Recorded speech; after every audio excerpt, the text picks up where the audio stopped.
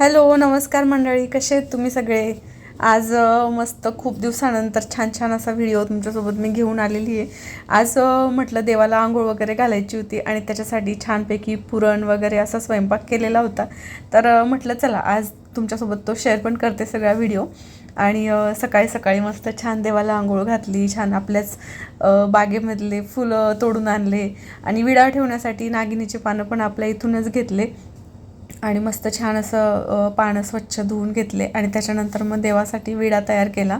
आणि हा इकडं आहे आपला मधुमालतीचा वेल. तर हा वेल पण आहे ना खूपदा छाटून झालेला आहे, पण तरी इतका मस्त बहरतो तो. आणि त्याच्याच बाजूला जो वेल लावलेला आहे ना आपण नागिनीच्या पालाचा, तर त्या वेलला असं असतं की दुसऱ्या झाडाच्या आजूबाजूला जेव्हा तो वेल असतो ना तेव्हा तो सुकत नाही आणि छान मस्त छान पसरतो. तर त्याच्यामुळे तो खूप छान बहरलेला आहे. देवाला आंघोळ वगैरे घालून झाली आणि मस्त असा विडा पण मी ठेवला. आता धूप दीप दाखवून देते. आता हे जे धूप आहे ना ते मी मस्त धूपदानीमध्ये असं ठेवते आणि पूर्ण घरामध्ये असं छान धूप असं म्हणजे संध्याकाळच्या वेळेला सकाळच्या वेळेला असं फिरून देते. इतकं प्रसन्न वाटतं ना, खूप भारी वाटतं. आणि तो सगळा सुगंध सगळीकडे दरवळतो ना धूपचा.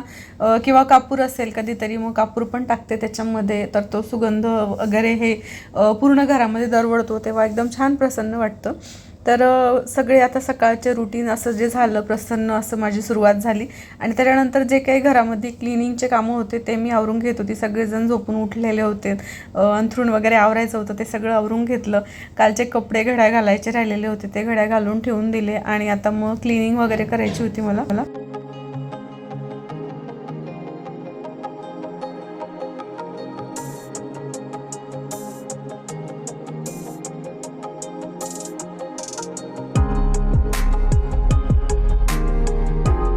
पुरणपोळी करायची होती आणि त्याच्यासाठी मी डाळीचं पाणी आधीच काढून ठेवलेलं. तर त्या पाण्यामध्येच मस्त खोबरे कांदे वगैरे भाजून मसाला केला आणि आमटीला फोडणी दिली. त्याच्यानंतर देवांना आंघोळ घातलेली होती. तर आता इकडं आंघोळीनंतर विडा वगैरे ठेवायचा असतो, काहीतरी गोडधोड असं म्हणून मग मी हे हळला कंगण ठेवले देवाजवळ. काजू बदाम खोबऱ्याचं कीस वेलची पावडर टाकून छान अशी तांदळाची खीर बनवली आणि सोबतच आहे ना मस्त जास्त कांदे टाकून मिरची वगैरे कोथिंबीर असे मी भजे पण काढायचे होते मला. आणि इकडं हे मस्त कुरडई पापड, हे नागलीचे पापड आहेत जे तुम्हाला दिसत आहे ब्राऊन ते. आणि भजे पण तळून झाले. आता जवळजवळ सगळा स्वयंपाक झालेला आहे आणि आता आपण देवाला उपार पण दाखवून देऊ.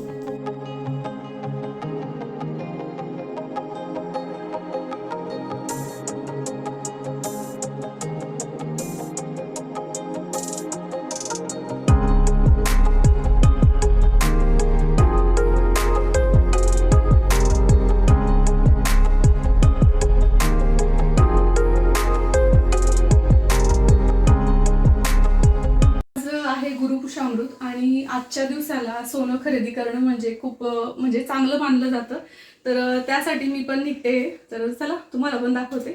दरवर्षी मी थोडंफार तरी सोनं खरेदी करत असते, कारण जी काही सेविंग्स आपल्याकडे जमत असते पार्लरची किंवा काय असं म्हणून त्याच्यामध्ये थोडंफार मी घेतच असते दरवर्षी. आणि आता इकडं आली पहा मी अमळनेर नगर परिषदच्या इकडं साईडला हे शॉप आहे. SK ज्वेलर्स म्हणून शॉप आहे. मजुरी 4% ऑफ आहे. आणि तुम्हाला दाखवते पहा, खूप मोठं दालन आहे हे ज्वेलरीचं. हे पहा भव्य असं शोरूम आहे. तर इथं मी आली तर तुम्हाला पण दाखवते इथं काय काय कलेक्शन आहे आणि कुठले कुठले ज्वेलरी कशा आहेत वगैरे सगळं तुम्हाला दाखवते. त्याच्यामुळे व्हिडिओ शेवटपर्यंत पाहत राहा. खूप छान छान कलेक्शन आहे, तुम्हाला पण आवडेल बघायला. कारण आपल्या सगळ्यांना बायांना आवडतच राहतं सोने दागिने, त्यांच्यामध्ये डिझाईन कशा आहेत आलेल्या किंवा काय असं सगळं आपल्याला आवडतं आणि तेच मी तुम्हाला दाखवते. त्याच्यामुळे व्हिडिओ आहे ना शेवटपर्यंत पाहत राहा. तर आता आम्ही आलो आहे तिकडं SK ज्वेलर्स या ठिकाणी. अमळनेरमधील हे शॉप आहे.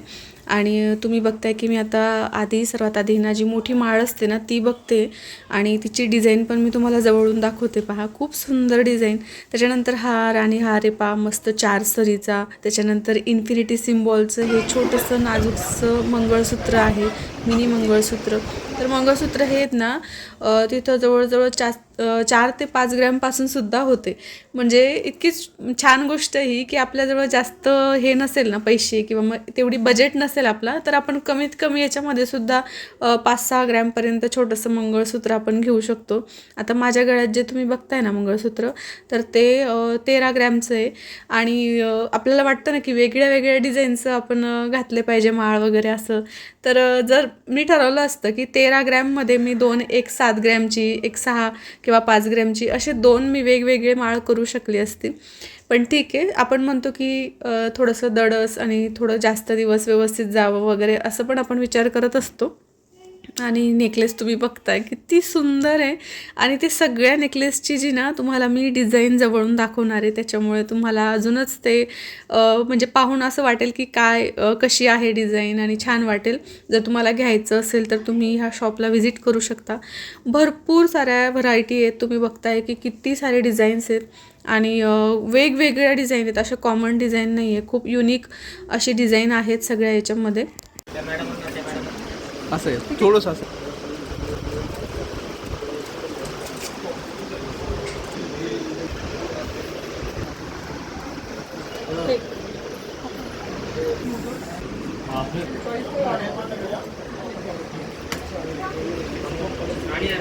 नेकलेसमध्ये भरपूर साऱ्या ब्रॉडमधल्या डिझाईन पण होत्या. आणि आपण बघतोय आता की अशा सिंगलमधल्या किंवा मग सिम्पलमधल्या थोड्याशा छोट्या अशा पण डिझाईन होत्या. आता मी एक छोटीशी मिनी माळ मी ट्राय करून बघते, खूप सुंदरही वाटत होती. आपण सगळ्या बायांचं काय असतं माहिती आहे का, मस्तपैकी छान छान साड्या घालायला आपल्याला आवडतं, छान छान दागिने घालायला आपल्याला आवडतं. आणि ते दागिने अजून सोन्याचे वगैरे असले तर मग ती गोष्टच वेगळी असते. आणि त्यासाठी थोडेसे प्रयत्न आपल्याला पण करावे लागतात. एक एक घे आता लावायला. अरे वा, छान असं वाटतं खरंच. दिसतंय का? वाव.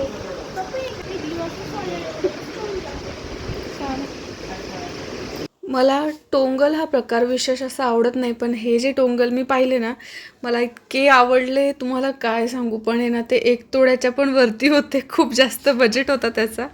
पण मी ना माझे माझे पैसे जमवून नक्की घेण्याचा प्रयत्न करेल. आणि अंगठी तुम्ही बघताय की 2-2, 1.5-1.5 ग्रॅममध्ये इतक्या सुंदर सुंदर डिझाईन होत्या. जनरली आपण जेव्हा जातो बघायला तेव्हा डिझाईन आपल्याला आवडत नाही किंवा मग ते आपल्या बजेटमध्ये नसतात. पण बजेटमध्ये 2 ग्रॅमपासून 3 ग्रॅमपासून इतक्या सुंदर सुंदर रिंग्स इथं होत्या. आणि कपल रिंग्स पण होत्या, खूप सुंदर डिझाईन होत्या.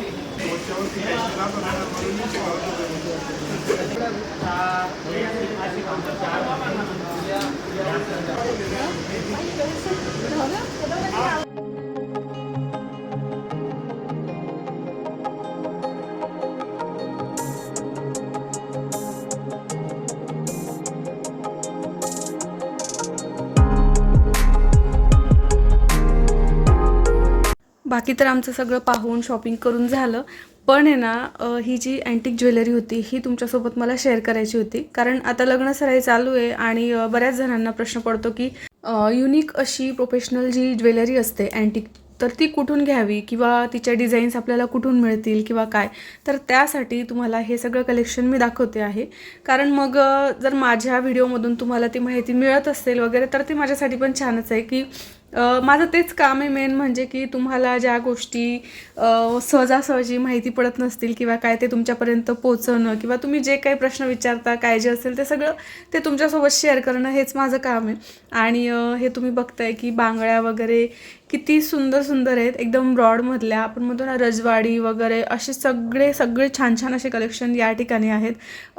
स्पेशली मला हा जो नेकलेस घातला आहे ना मी लाईट पिंक आणि ब्ल्यू कलरचा, तो इतका आवडला ना. आणि मी जी साडी किंवा काय घातलेलं होतं त्याच्यावर तो म्हणजे असं कॉन्ट्रास्ट मॅच होत होता आणि खूप सुंदर वाटत होता, एकदम मस्त वाटत होता, उठून दिसत होता.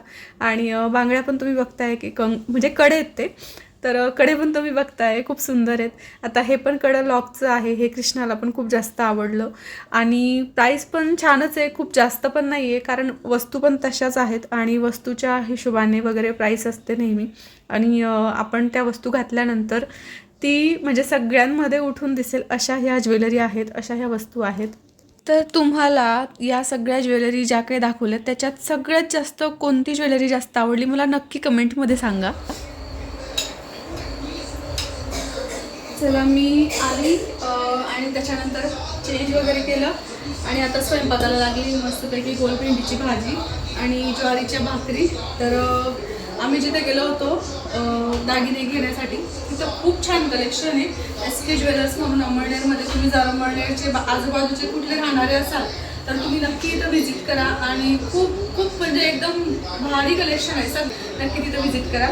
आणि असा आजचा हा छोटासा व्हिडिओ होता. भेटूया आपण पुढच्या व्हिडिओमध्ये. तोपर्यंत नमस्कार.